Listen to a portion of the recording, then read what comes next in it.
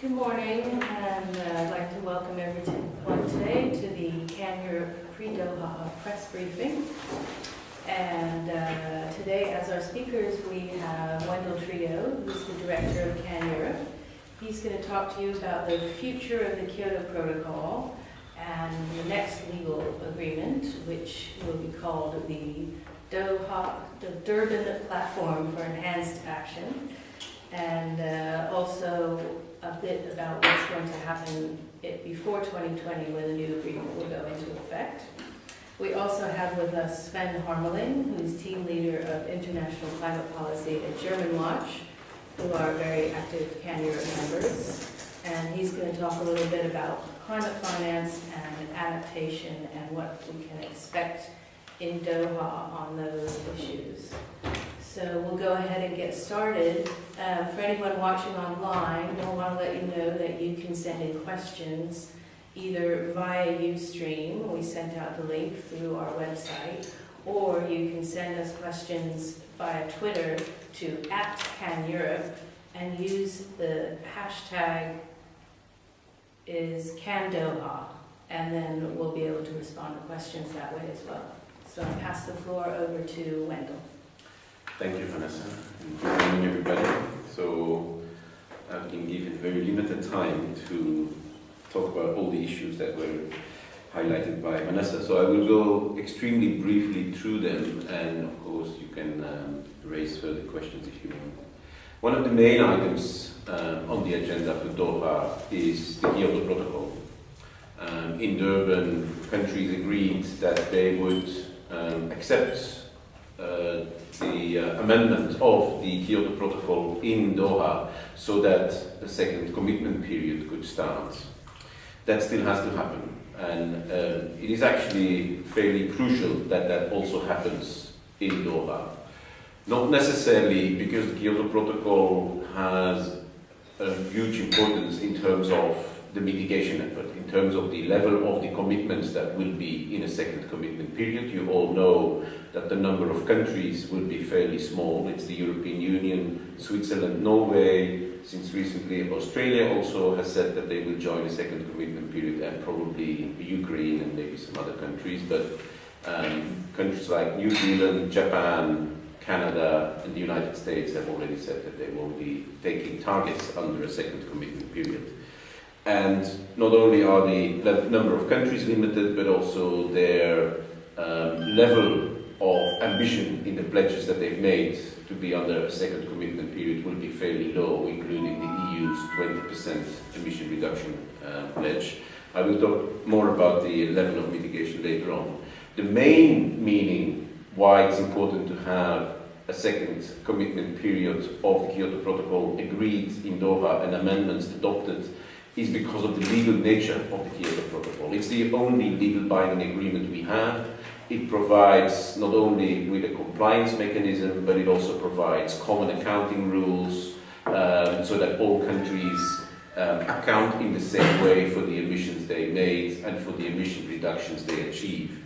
And it is fairly important, if we go towards a new legal agreement to be hopefully negotiated by 2015 and starting after 2020, that it builds further on those fundamentals that are currently in the Kyoto Protocol. And if not continuing a second commitment period would probably put in question whether countries will be able to use the architecture that they already have. And it's in particular important for Europe, because Europe has many of those rules in place. It has these accounting rules, etc. And it would only increase the level playing field if, by extending the current Kyoto Protocol and putting it into the new legal agreement, Europe would play at the same league as all the others. And in that sense, also the discussions that are currently taking place on the proposal for the mechanism for monitoring and reporting are of crucial importance for Europe. And we definitely call upon the member states to be much more proactive on common accounting rules, also in Europe, as that will help them to put forward their arguments for common accounting for all. There are a number of issues that need to be dealt with regard to the Kyoto Protocol, which includes the issue of AAU, so the carryover or non-carryover of non-used emission allowances. There's the length of the commitment period, whether it's 5 years or 8 years, and there's the issue of application, because even if an amendment of the Kyoto Protocol gets adopted in Doha, it should start the 1st of January 2013. It's clear that no way there will be sufficient ratifications through the parliaments of those countries, but countries can find ways to overcome that and ensure that implementation starts the 1st of January. So that's the Kyoto Protocol. Secondly, Doha will be important in terms of really starting up the negotiations on the new protocol that should come into force in 2020 or 2018, depending on the length of the commitment period of the Kyoto Protocol. It is crucially important that in Doha countries agree on kind of a path forward, on an action plan, on how they will ensure these negotiations move forward. We believe that just starting up without clear milestones is not going to work. So countries should agree what will we do in 2013, what will we do in 2014, what will we do in 2015, and set clear deadlines for when they want to achieve progress on specific elements. It's clear that one of the main important elements that will come across all of the issues that will be under negotiation is the issue of equity. You probably remember that the last night in Durban there was quite a bit of a discussion about the issue of equity, and it's very clear that for developing countries, if they will engage with ambitious commitments in a new agreement post-2020, that the issue of who takes what responsibility and on what basis will need to be dealt with. And we strongly urge upon countries in Doha to ensure they have a clear work plan on how to tackle the equity issue, as it is kind of a precondition for progress on any other issue. So that brings me to the third issue. We need to ensure the KP continues. We need to ensure the negotiations on the Durban platform of enhanced action moves forward, but we also need countries to do something about what is called easily the ambition gap or the mitigation gap, where we compare the pledges being made in Copenhagen and Cancun for the 2020 emission reduction targets, and we compare those with what is needed to keep temperature rise below 2 degrees, then we see that there is a gap between what countries are prepared to do and what is needed. Countries agreed both in Cancun and in Durban that this gap needs to be tackled. Unfortunately, we see most countries coming empty hands to Doha. The EU is hoping that we make some progress on some of the sectoral issues in Doha, which includes international aviation and shipping. It includes the issue of HFCs that are being dealt with under the Montreal Protocol. It includes issues like fossil fuel subsidies, etc.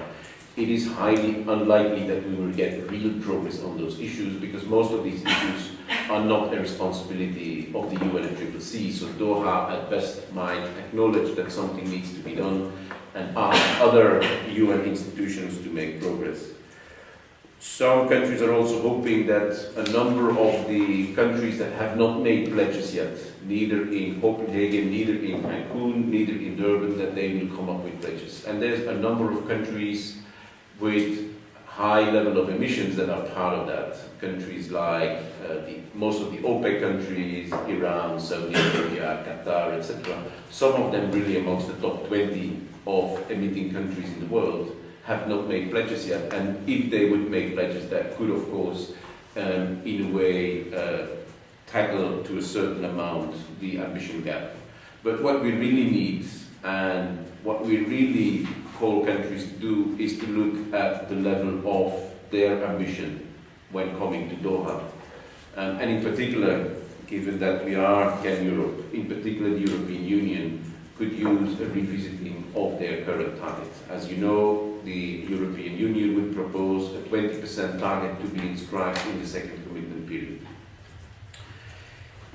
if we are looking, and the Commission just 2 weeks ago published a report on the progress of implementation of the Kyoto targets for the first commitment period, so the period 2008-2012. And if you look there at the average emission reductions that the Commission is projecting that the EU would achieve for the period 2008-2012, so the average for those 5 years, it is exactly 20%. So in a way, the Commission is now projecting that they will be, over the period 2008-2012, where the European Union wants to be in the period 2013-2020. So actually, the EU's commitment under the second commitment period of the Kyoto Protocol will equal what they are already doing now. So there is no real progress there. We know that the EU will do more. We know they will go beyond 20%. They have just adopted the Energy Efficiency Directive. They have launched proposals on cars efficiency to improve before 2020. They have just launched a proposal for the revision of the F-gas Directive, which will increase emissions or reduce emissions before 2020. And on Wednesday, they are going to launch some ideas for the adjustment of the emission trading scheme, which will also lead to additional emission reductions prior to 2020. So what kind of a strategy is it that the EU is using by coming to Doha with a target that is way below the policies that they actually will implement? And we believe that for the EU, it would be much more smarter to take the leadership role again on this issue, go beyond the 20% and actually drive ambition forward, not only for the EU, but also in all other countries. I want to leave it like that. Okay, thank you very much for this invitation and for the opportunity to provide you with some insights where we see the discussions going, in particular around climate finance, but also in adaptation to climate change. Let's start with climate finance. I think generally there's no doubt that the role that climate finance, that means finance delivered from developed countries to developing countries for climate action, is quite crucial for the years to come.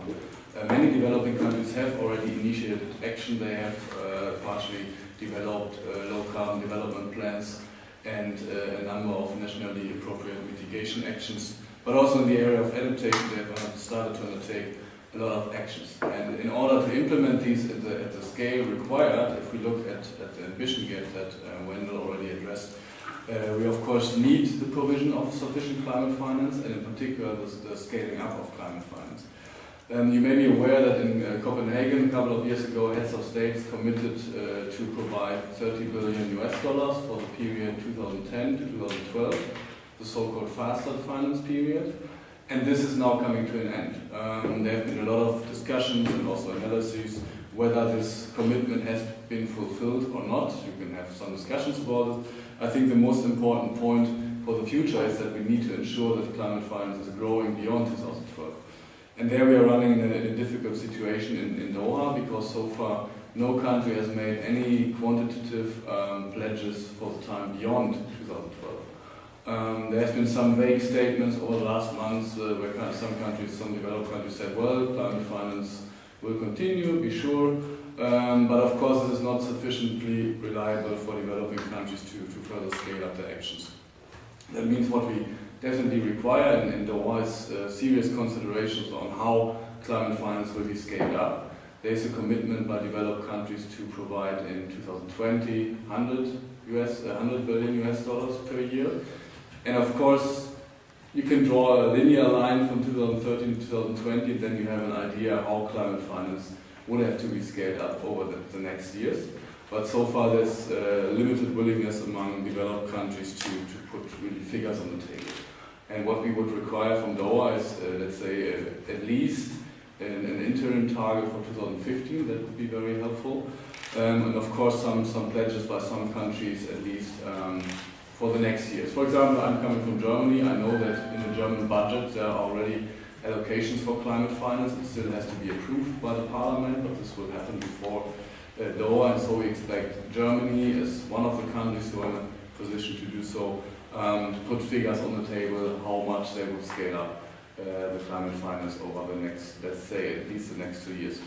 But of course we need more. As I said, an interim target for the period 2013-2015, which would be, let's say, appropriate for this scaling up, would be in the order of 60 billion US dollars from the current 30 we had over the last 3 years. Of course, it's a difficult situation. Within the EU, we know that the EU is largely divided over this. There are now a number of countries which are, let's say, becoming poorer and poorer. The US is, of course, very difficult in terms of climate finance. But it's, of course, also inappropriate and adequate by developing countries that they need this assurance that climate finance is really being scaled up. So that's a particular challenging issue in Doha.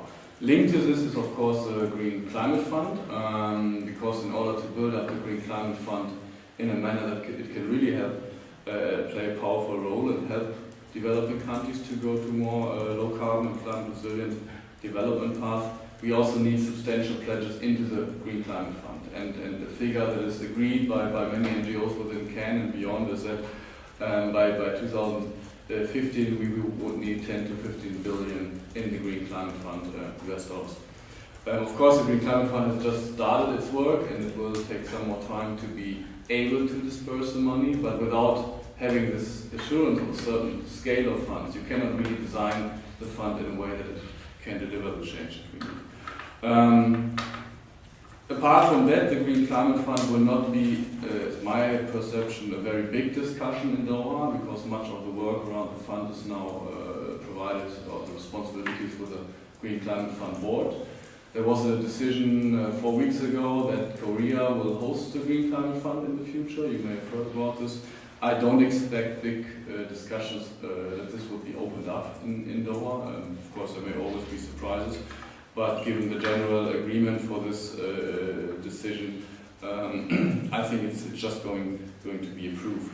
And there are some more other technical issues in climate finance on the agenda, which I can elaborate on if you're further interested. In terms of adaptation, adaptation to climate change is, of course, in particular important for the least developed countries and the small island states.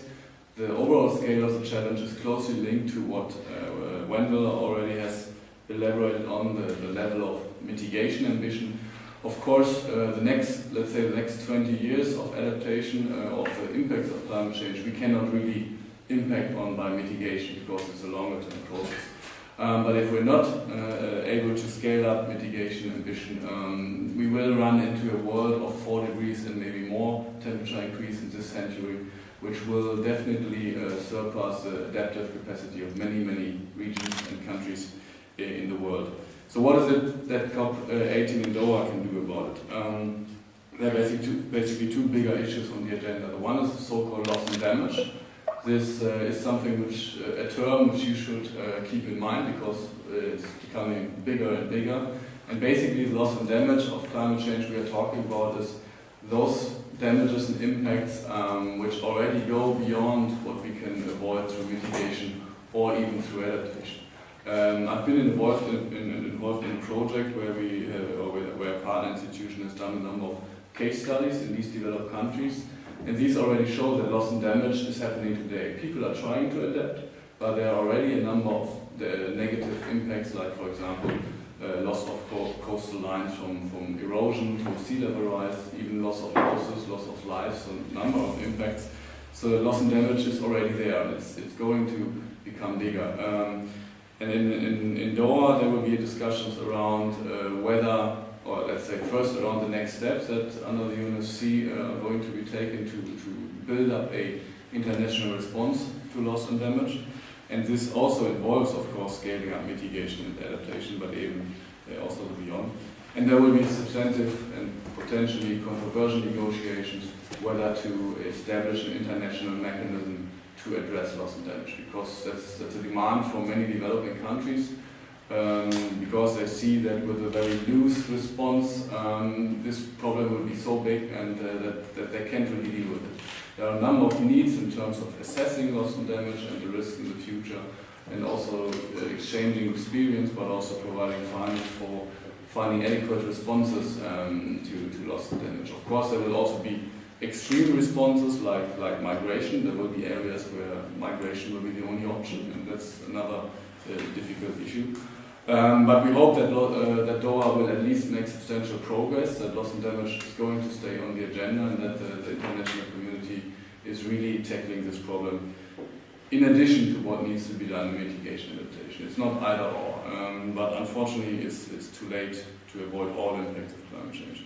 The second bigger issue, and then I'm coming to an end, is support for a new process which has been launched in Cancun 2 years ago, which is the development of longer-term national adaptation plans, in particular for least developed countries, because these countries experience more and more impacts from climate change, and in order to find the right and workable development path, they need to factor in what can they do to address the impacts of climate change. It's affecting the food sector, it's affecting the water sector, it's affecting ecosystems, and many of the least developed countries are, of course, very much relying on these factors, also in economical terms.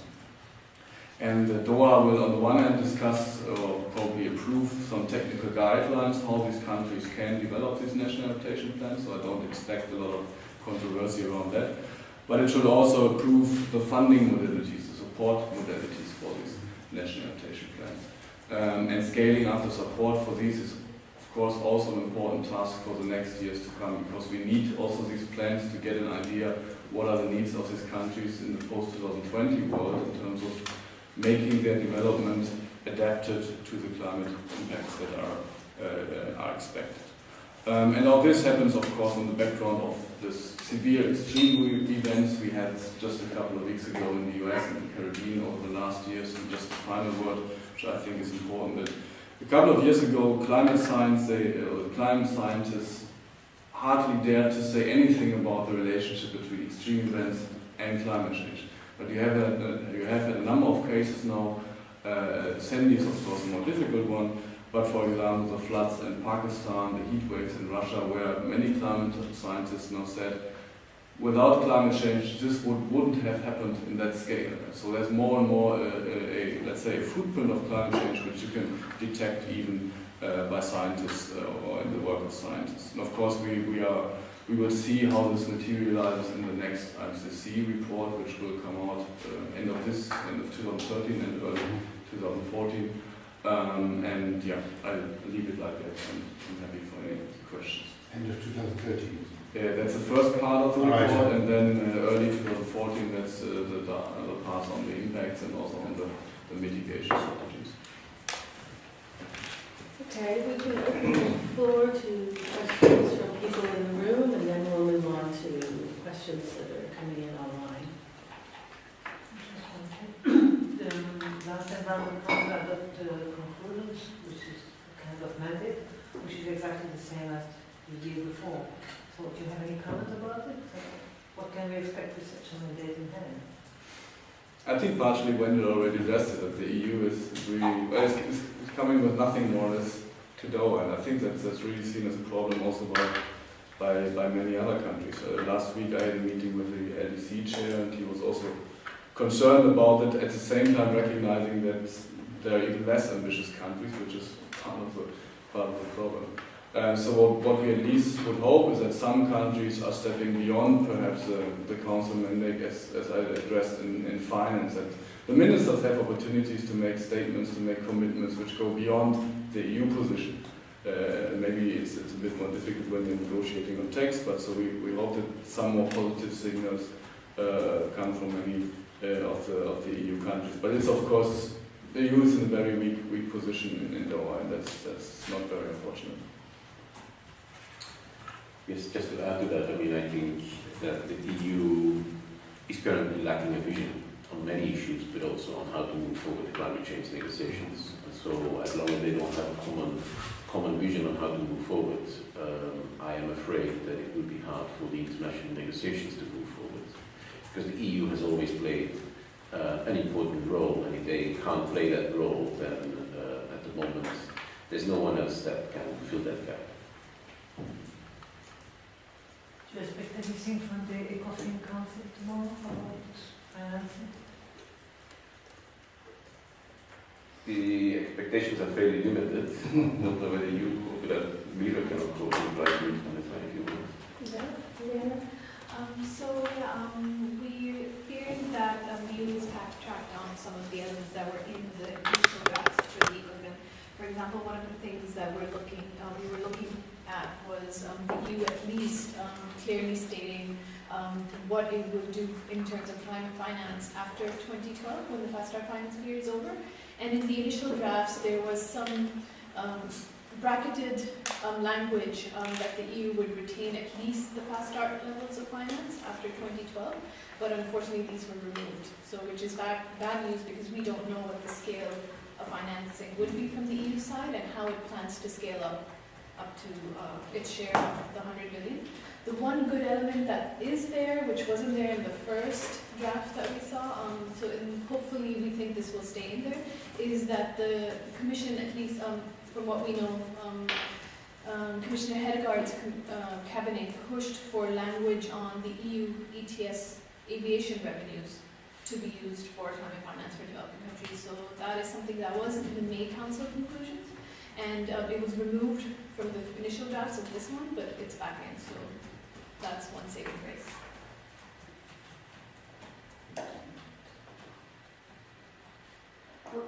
What is so weak in this mandate apart from AAUs, because there's actually no position to what they can say, but what's more is so weak in this mandate that you say that EU is wrong with nothing?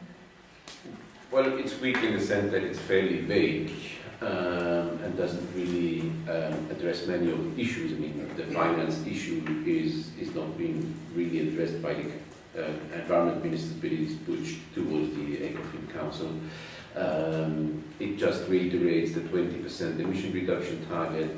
It didn't found a compromise on AAUs.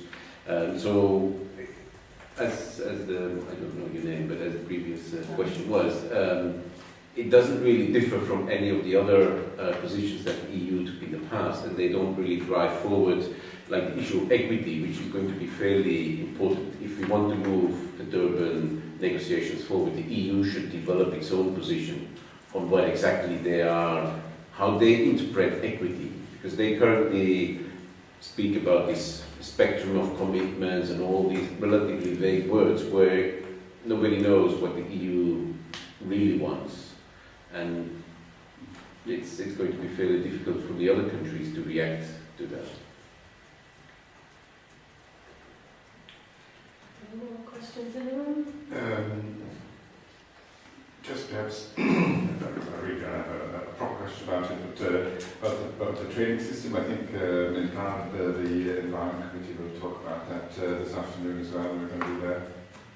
And is that really a way forward? Or I'm not an expert, but you hear a lot about fraud. You hear a lot about that doesn't really work as supposed to, and sort of organised crime using it to extend their fraud schemes and so on. So. Is it tainted, or do you think it's well secure and it's a good way forward to develop it? Well, airline revenue, for example. Well, there's a couple of problems with the emission trading scheme, of which the issue of fraud, etc. I mean, I'm not that well into those issues, but we are told by the Commission that they kind of secured those elements. I think the main problem with the emission trading scheme at the moment is that the level of ambition also there is way too low, and so you have way bigger supply than demand, which makes that the price has collapsed. So the price is currently around €6 a ton, while it is foreseen that it should be at least 15 and probably way beyond 25, 30 euros a ton to make real impact on decisions on investments, which is its purpose. But given there is an oversupply of emissions, it doesn't drive anything at the moment.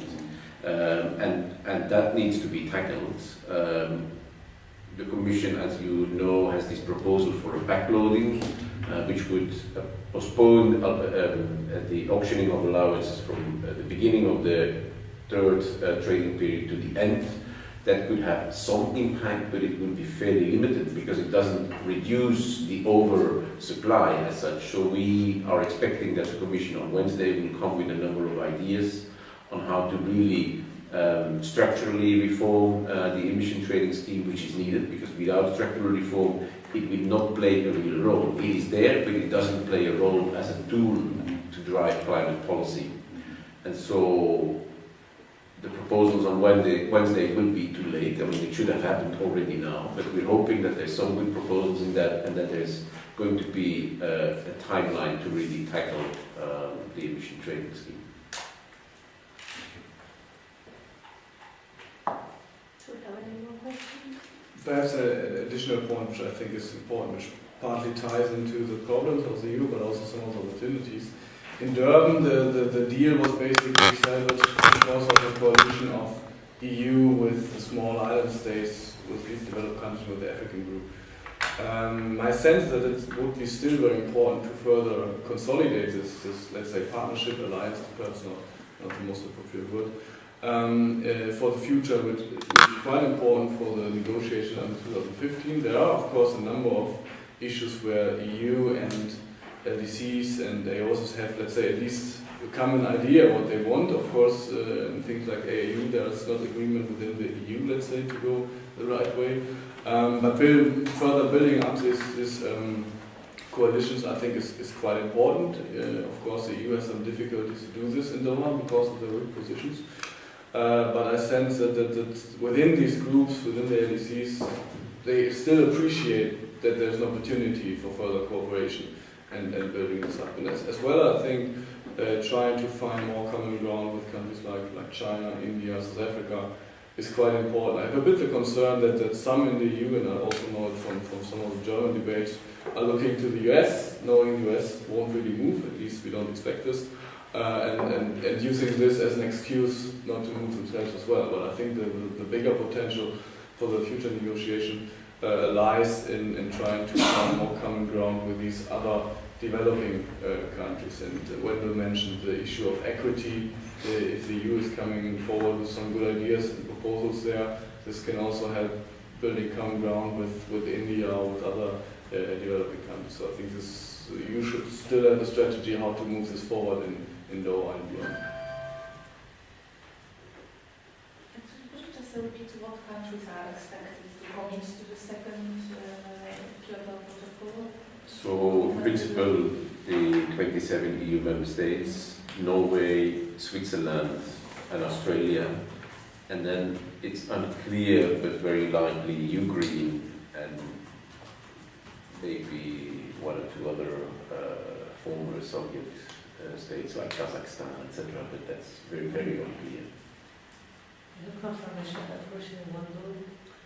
There is not a formal confirmation that Russia won't do it, because there is still a debate ongoing in Russia, because there is definitely an interest from some sectors in Russian industrial circles to continue to use the oversupply that they probably will have anyway, also in the second commitment period, to sell on the international market. So, but in general, what we know is that Putin is not very positive towards the Kyoto Protocol. So it depends on some of the internal discussions in the Russian government. But yeah, I think it's unlikely they will join, but it's not excluded.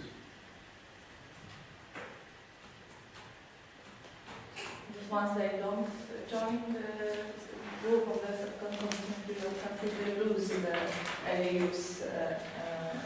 Well, it's another part of the discussion.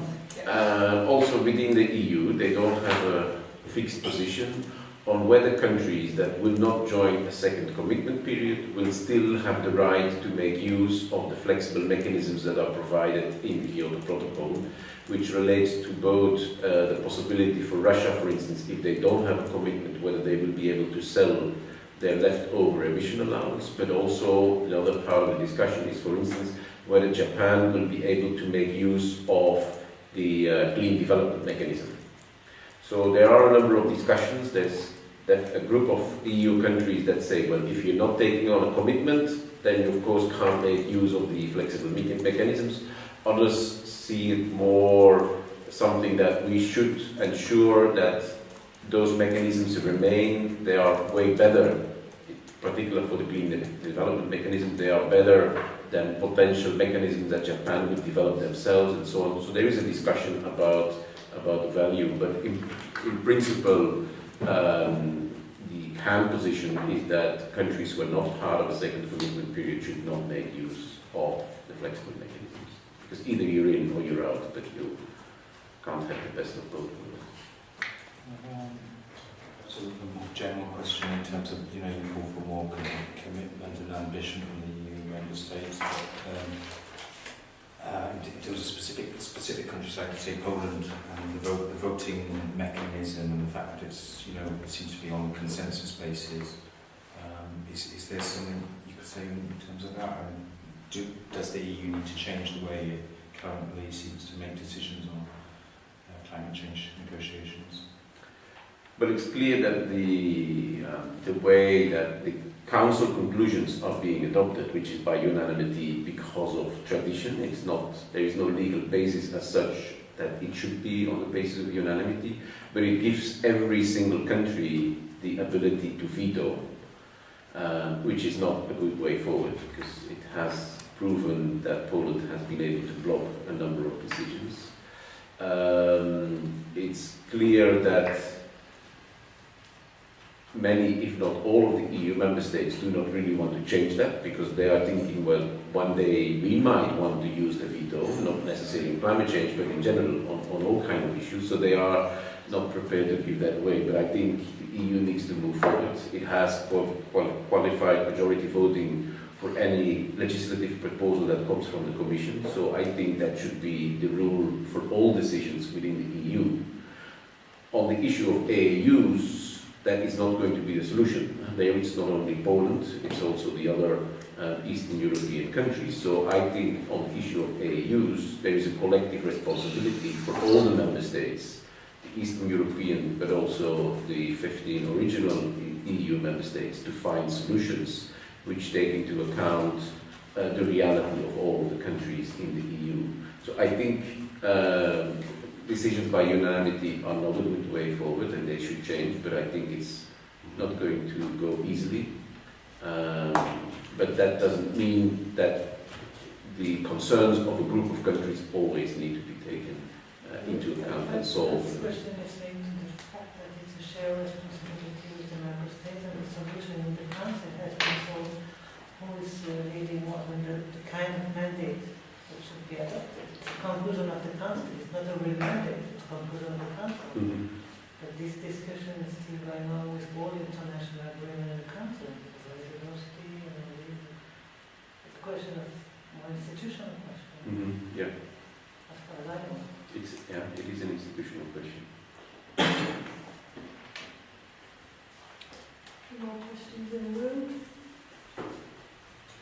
Move to the first online question. I think it's been partially answered, but we'll see if we can provide some more clarity.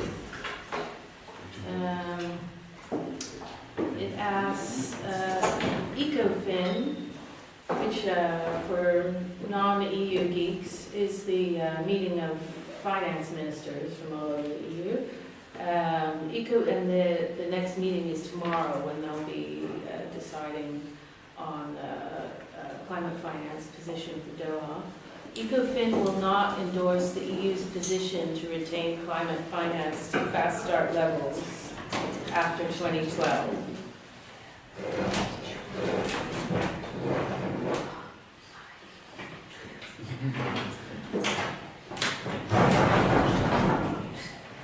Sorry, we're having a little furniture movement. ECOFIN will not endorse the EU's position to retain climate finance to fast start levels after 2012. How will this impact Doha? Sven, do you want to? Well, partly it has already been addressed that this is definitely not bringing the EU with a very positive position to Doha, where they can make substantial commitments. And I think this will also be recognized by parties, in particular by developing countries coming to Doha, that the EU will not be able to make a joint commitment, or is at least not likely to do so. So what we definitely, it still would be great if the language would come in there somehow, because we know that it has been supported by some member states and also by some of the core member states. but as the person already said, it's unlikely. So what we at least would need is that some of the countries who are going to provide more finance than they did so far, and who have already made their budget allocations, like EU, for example, like Germany, like UK, and hopefully many others, that they are using the ways they have in Doha through the minister statements or other ways, that they make clear finance commitments for the next years. This ideally should also include pledges into the Green Climate Fund. But I think there will have to be hard negotiations over any language which ensures that finance scales up over the next years. Whether this will then finally just be a kind of work program with some clear options to work on in order to scale up finance, or any other solution, I cannot foresee yet, but I think it's clear that from developing countries side, they will not just accept too vague language saying there might be additional climate finance or there might be some climate finance beyond 2012. I cannot imagine this. So it will definitely be difficult negotiations around it. Okay. And then we have one final question, which I think also has been at least partially answered, if not fully answered. How's the EU mandate slowing down negotiations? I assume that refers to their mandate for... Well, the problem is that the negotiations are slow anyway. Yeah. And if we really want to make progress, we need a number of countries that are prepared to move kind of out of their safe zones and take the spiral up again, because we need countries to make a first step forward if others want to follow. If all the countries are waiting for each other to make a first step, nobody will move. And so we need some countries to move forward. And Europe has played an important role. So many countries are looking at Europe, including the small island states and the least developed countries that work together with Europe in Durban. They are expecting some leadership there, which we are not seeing. So in that sense, Europe is not necessarily slowing down the negotiations, but they're not necessarily helping it to move forward. Okay. Well, I think that's it for our online questions. If there are no more questions in the room, then I think we can wrap things up. Thanks to everyone for participating, those of you who participated online, as well as everyone who came here today. Thanks to our speakers, Wendel Trio and Sven Harmeling. I'm Vanessa Bulkach, Communications Manager at CAN Europe. If you have any further questions, you can always contact me via the CAN Europe website. All my information's on there. So thanks to everyone for coming.